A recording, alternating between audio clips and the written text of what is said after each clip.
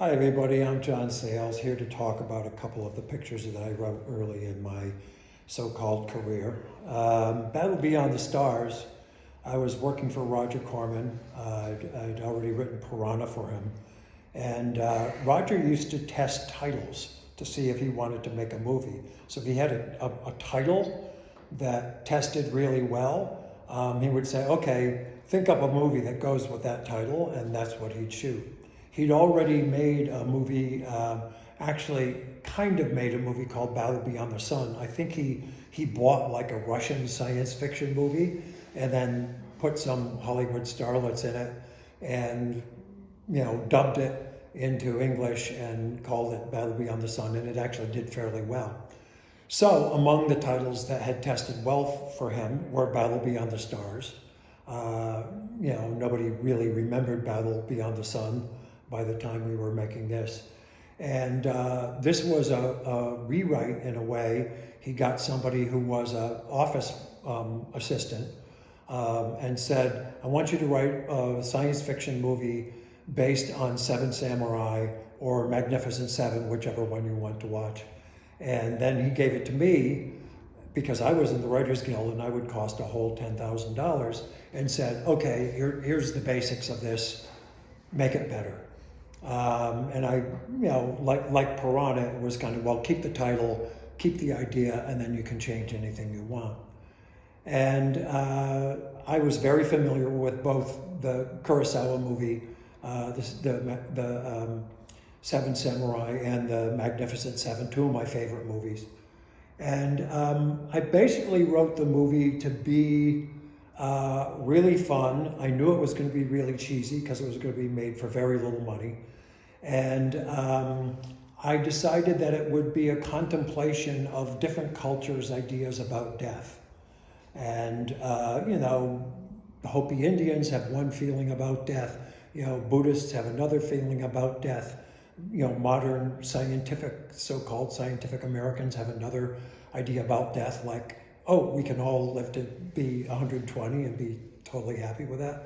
But of course, I was dealing with some Earthlings and many other alien species, so I could be a little more creative with it. And so, I have one character, and she's from the, live fast, die young, leave a beautiful corpse, camp. And then the evil guy that John Saxon plays, he wants to live forever, basically by replacing parts of his, taken by chainsaw usually, from other beings. And so he's a kind of pastiche of many people who have existed before.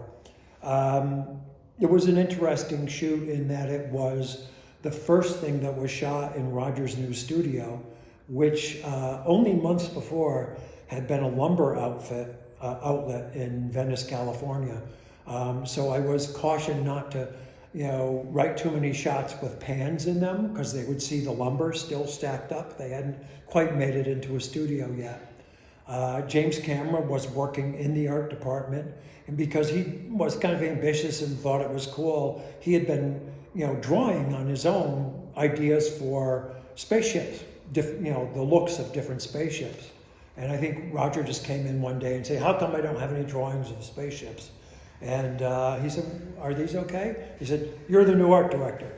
And so he basically designed the ships that you see, the interiors of the ships, which were mostly styrofoam McDonald's cartons glued together and spray painted. He was friends with Bill Paxton, who later became a very well-known actor, who came over and helped him with the glue guns and all that kind of stuff. It was also the first big break for James Horner, who wrote the score for it, the soundtrack score for it, which Roger recycled many, many times in other science fiction-y movies that he made. So if I would hear they're playing, Battle Beyond the Stars, and go in the room. It would be a totally different movie, but the model shots and the soundtrack music would be the same. And James Cameron and James Horner met on that, and James Horner did later a lot of James Cameron setups. And there's some really interesting cast in it. I think the most interesting being Robert Vaughn, who had been in the Magnificent Seven, basically reprising his character as an outer space gunslinger, hitman.